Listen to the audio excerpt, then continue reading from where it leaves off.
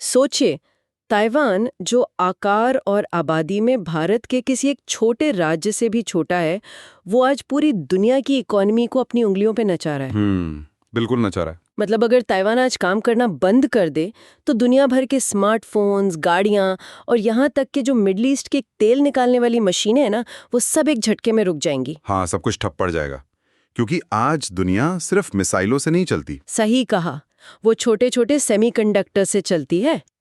अक्सर जब हम रोजमर्रा की अंतर्राष्ट्रीय खबरें देखते हैं कि फलां देश ने मिसाइल टेस्ट कर लिया या व्यापारिक समझौता हो गया, तो उसे ही जियोपॉलिटिक्स या भू राजनीति मान लिया जाता है, जो कि एक बहुत बड़ी गलतफहमी है। हाँ, और हमारी आज की स्रोत सामग्री में एक कमाल की उपमा है इसके लिए।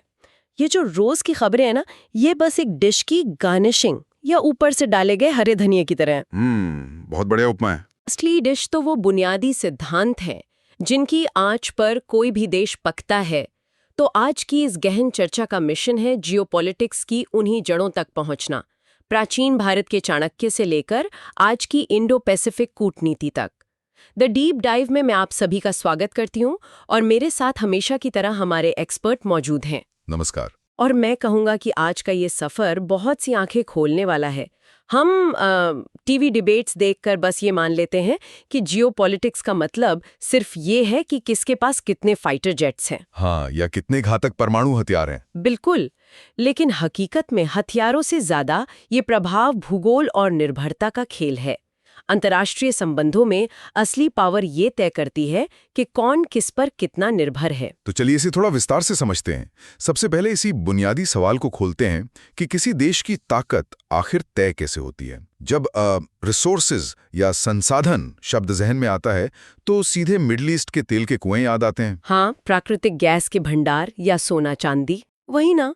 ऐसा लगता है कि जमीन से निकलने वाला खनिज ही दुनिया की सबसे बड़ी ताकत है। देखिए, वो एक दौर था, लेकिन समय के साथ संसाधन की परिभाषा पूरी तरह बदल गई है। अभी शुरुआत में आपने ताइवान का जो उदाहरण दिया, वो इसका सबसे सटीक प्रमाण है। ताइवान के पास कोई बहुत बड़ा प्राकृतिक खजाना नहीं है, लेकिन जो हाईटेक सेमीकंडक्टर मैन्युफैक्चरिंग है, उसके एक्सपोर्ट मार्केट में उसकी 60 से 90% तक हिस्सेदारी है। तकनीक और डेटा आज के युग का सबसे बड़ा संसाधन बन चुके हैं। मतलब ये तो एक शतरंज के खेल जैसा हो गया, जहां मोहरे के आकार से ज्यादा उसकी जगह यानी उसकी लोकेशन मायने रखती है। एकदम सही पकड़ा आपने। ये मोहरा भी अगर सही जगह पर बैठा हो तो वो पूरे गेम को कंट्रोल कर सकता है। बिल्कुल। पावर का मतलब हमेशा सिर्फ दूसरों पर हावी होना नहीं होता। ये एक बहुत ही जटिल समीकरण है। लोकेशन का ही नतीजा है कि चीन, जापान और ताइवान के बीच जो सेनकाकू या दियाओयू द्वीप हैं, उनको लेकर इतना गहरा विवाद है। हाँ, खबरों में अक्सर आता रहता है ये। और ये जगह रणनीतिक रूप से इतनी महत्वपूर्ण है कि अमेरिका वहां अपनी एक्सटेंडेड डिटरेंस की सुविधा देता है। रुकिए, ये एक्सटेंडेड डिटरेंस क्या है? इसे थोड़ा आसान भाषा में समझते हैं। क्या ये ऐसा है कि खेल के मैदान में एक छोटे बच्चे को कोई तंग कर रहा हो और अचानक एक बहुत बड़ा और ताकतवर लड़का आकर कहे कि अगर इसे हाथ लगाया तो समझ लेना मुझसे पंगा ले रहे हो? हाँ, ये उपमा एकदम सटीक है। कोई शक्तिशाली देश अपने से कमजोर सहयोगी को ये गारंटी देता है कि अगर उस पर हमला हुआ तो वो इसे खुद पर हमला मानेगा, ताकि हमलावर के मन में खौफ पैदा हो सके। बिल्कुल। और भूगोल और लोकेशन ही ये तय करते हैं कि किसे ये सुरक्षा छतरी चाहिए और कौन इसे देने में अपना फायदा देखता है। अगर लोकेशन और प्रभाव ही ताकत है तो एक बात खटकती है मुझे। क्या? पश्चिमी देशों के विचारक अक्सर ये दावा करते रहे हैं कि ग्लोबल पॉलिटिक्स और कूटनीति की समझ सिर्फ यूरोप से आई और प्राचीन भारत के पास ऐसा कोई विजन था ही नहीं। अरे, ये तो पश्चिमी विचारकों की बहुत बड़ी भूल रही है। हाँ, क्योंकि स्रोत में जो जानकारी है वो तो इस दावे की धज्जियां उड़ा देती है। बिल्कुल उड़ाती है। चाणक्य का अर्थशास्त्र इस बात का सबसे बड़ा प्रमाण है कि प्राचीन भारत में कूटनीति की कितनी गहरी समझ थी। सदियों पहले चाणक्य ने सप्तांग थ्योरी दी थी। सप्तांग यानी एक राज्य के 7 अंग। हाँ, इसमें शामिल थे स्वामी यानी ऐसा राजा जो विस्तार की इच्छा रखता हो, फिर अमात्य यानी मंत्री या आज की ब्यूरोक्रेसी, जनपद मतलब आपका क्षेत्र और जनसंख्या, दुर्ग यानी सुरक्षित सीमाएं, कोश मतलब आपकी इकोनॉमी, दंड यानी सेना, और 7वां मित्र यानी सहयोगी देश। अरे, ये तो बिल्कुल एक मानव शरीर की तरह हो गया।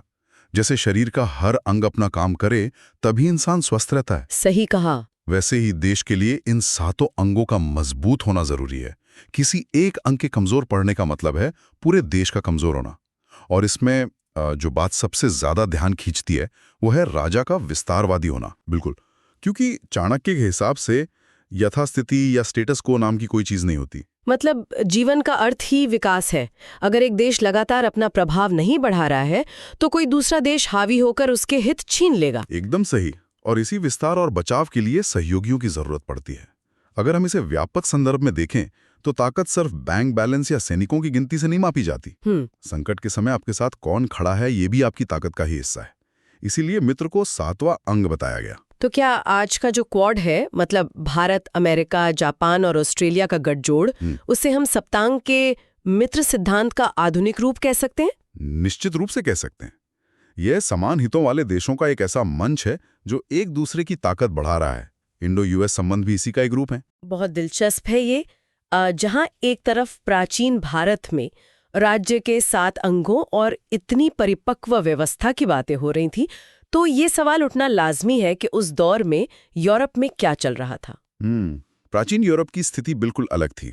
वहां भारत जैसे विशाल साम्राज्यों के बजाय छोटे छोटे सिटी स्टेट्स हुआ करते थे। सिटी स्टेट्स जैसे एथेंस और स्पार्टा? हाँ, एथेंस और स्पार्टा।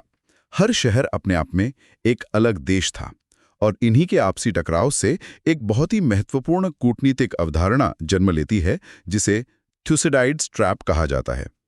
थ्यूसिडाइड्स ट्रैप यानी एक तरह का सिक्योरिटी डिलेमा या सुरक्षा को लेकर भारी अविश्वास। बिल्कुल। अगर इसे एक रोजमर्रा के उदाहरण से समझें तो मान लीजिए 2 पड़ोसी हैं जो एक दूसरे पर शक करते हैं।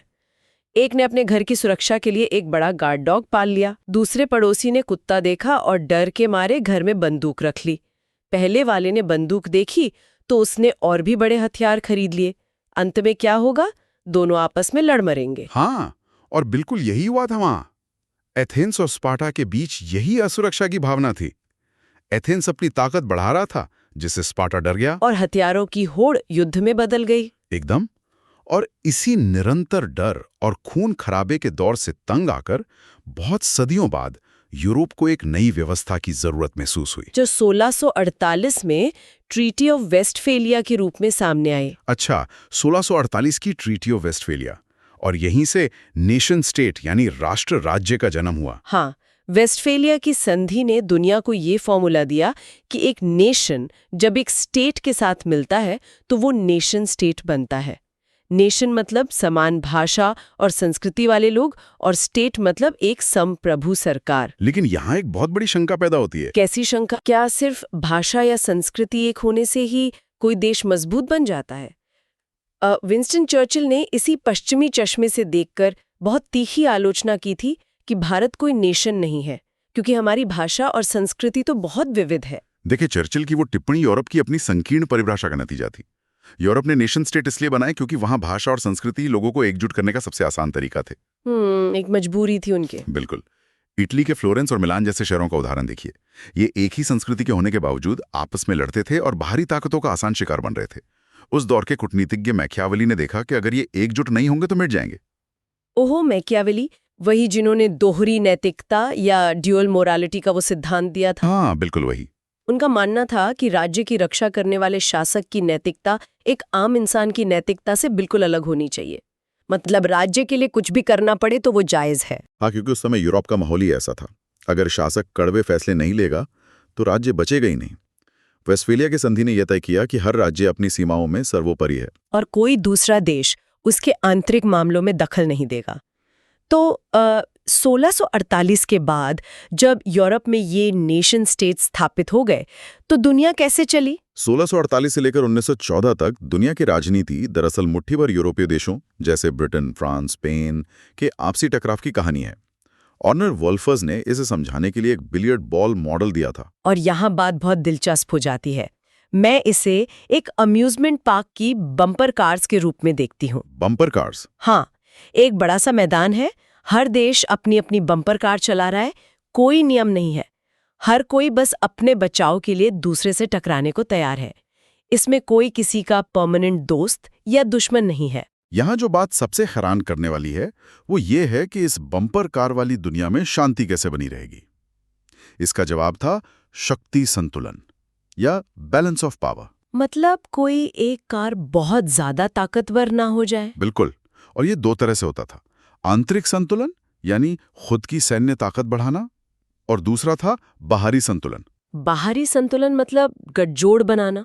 जैसे अगर ब्रिटेन अपनी कार को बहुत तेजी से बड़ा कर रहा है तो बाकी के छोटे देश घबराकर अपनी कारें आपस में जोड़ लेंगे। हाँ, डर के कारण एक हो जाते थे ताकि शांति बनी रहे। लेकिन समस्या ये थी कि ये धागा बहुत ही नाजुक था। और वो धागा प्रथम विश्व युद्ध में बुरी तरह टूट गया। 1914 में जब वो देश आपस में भिड़े तो ये मॉडल फेल हो गया। तो इसके बाद क्या बदला? यथार्थवाद बनाम उदारवाद की बहस शुरू हुई ना? बिल्कुल सही। एक था यथार्थवाद या रियलिज्म, जिसकी लाठी उसकी भैंस, इंसान स्वार्थी है और युद्ध को टाला नहीं जा सकता। और दूसरा था उदारवाद, जिसके आधार पर वुड्रो विल्सन का लीग ऑफ नेशंस बना। ये सामूहिक सुरक्षा या कलेक्टिव सिक्योरिटी पर आधारित था। हाँ, विचार तो बहुत ही नेक था, लेकिन ये बुरी तरह विफल रहा। यही मेरा सवाल है। अगर लीग ऑफ नेशंस का आइडिया इतना ही अच्छा था तो दुनिया फिर से विश्व युद्ध में कैसे धकेल दी गई? क्योंकि खुद अमेरिका की सीनेट ने समर्थन नहीं दिया और ब्रिटेन फ्रांस ने इसे गंभीरता से नहीं लिया। और इसी बीच 1919 से 1939 के दौरान विचारधाराओं का एक बहुत भयानक टकराव शुरू हो गया। फासीवाद और साम्यवाद का टकराव। बिल्कुल। इटली और जर्मनी में फासीवाद पनपा, जहां राज्य ही सर्वोपरि है। स्रोत में इसे बंडल ऑफ स्टिक्स की उपमा दी गई है। और दूसरी तरफ था साम्यवाद, जहां मार्क्स का विचार था कि राज्य केवल पूंजीपतियों का औजार है। और यहीं एक बहुत ही तीखा सच सामने आता है। ब्रिटेन और फ्रांस जैसे पूंजीवादी देशों ने सोचा कि फासीवाद साम्यवाद को खत्म कर देगा, इसलिए वो चुप रहे। हाँ, उन्होंने सोचा दोनों आपस में लड़कर खत्म हो जाएंगे। क्या दुश्मन का दुश्मन हमेशा दोस्त होता है? वो तो सांप को दूध पिलाने वाली बात हो गई। अंततः द्वितीय विश्व युद्ध हुआ, जहां पूंजीपतियों और साम्यवादियों को फासीवाद के खिलाफ एक होना ही पड़ा। देखिए, अंतर्राष्ट्रीय राजनीति में ये सिर्फ राजनीतिक स्वार्थों की बात होती है। हीगल का एक प्रसिद्ध विचार था कि राज्य धरती पर ईश्वर का मार्च है। फासीवाद ने इसी का दुरुपयोग किया था। फिर जब द्वितीय विश्व युद्ध में इतना विनाश हुआ, तब दुनिया को एक नई व्यवस्था की जरूरत पड़ी। और यहीं से आधुनिक विश्व व्यवस्था बनी, संयुक्त राष्ट्र यानी यूएन और नाटो। यूएन मतलब कलेक्टिव सिक्योरिटी, सब एक साथ, और नाटो कलेक्टिव डिफेंस, यानी कुछ देश किसी एक घोषित खतरे के खिलाफ, जैसे उस समय सोवियत संघ था। बिल्कुल। और इन सब के बीच स्थापित हुआ अमेरिकी वर्चस्व।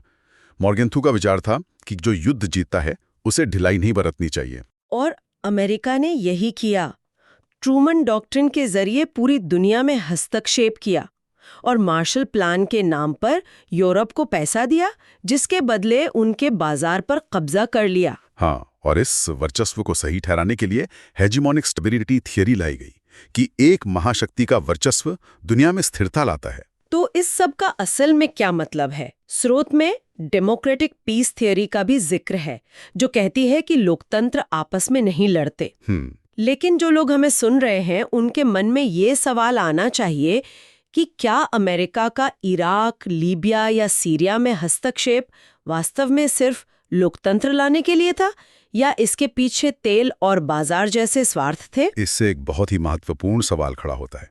इतिहास गवाह है कि ये बड़े बड़े सिद्धांत अक्सर महाशक्तियों के कार्यों को न्यायोचित ठहराने के लिए ही इस्तेमाल किए जाते हैं। मतलब ये सिर्फ एक मुखौटा है? बिल्कुल।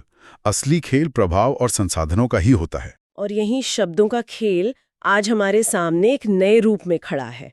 दशकों तक हम एशिया पैसिफिक शब्द सुनते थे, लेकिन अब अचानक हर जगह इंडो पैसिफिक की बात हो रही है। ये सिर्फ नाम का बदलाव नहीं है। एशिया पैसिफिक में चीन को स्वाभाविक रूप से लीडरशिप मिलती है, लेकिन चीन की विस्तारवादी नीति ने बाकी देशों के लिए एक नया थ्यूसिडाइड्स ट्रैप यानी डर का माहौल पैदा कर दिया है। तो अमेरिका, जापान, ऑस्ट्रेलिया जैसे देशों ने चीन को काउंटर बैलेंस करने के लिए हिंद महासागर और भारत को इस समीकरण में शामिल कर लिया। बिल्कुल, ताकि शक्ति का नया संतुलन बन सके। ये तो एकदम वही एक्सटर्नल बैलेंसिंग है जिसकी बात हमने बिलियर्ड बॉल मॉडल में की थी।